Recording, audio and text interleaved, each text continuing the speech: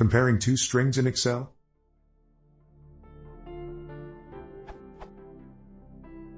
I need to compare two strings in Excel and determine if they are equal. The strings are in adjacent cells.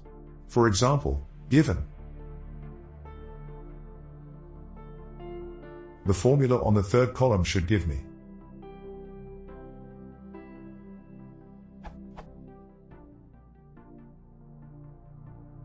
any help appreciated, Ted.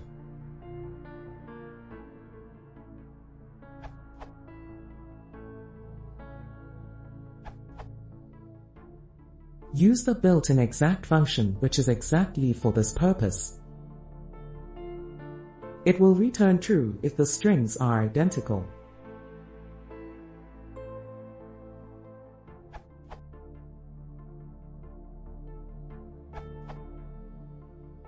If case in your third column result is not important, equals A1 equals B1. If case in your result does matter, equals if A1 equals B1, true, false. This comparison, equals A1 equals B1, is slightly different than the exact comparison since case sensitivity of the characters is not compared. The exact function also compares the character case.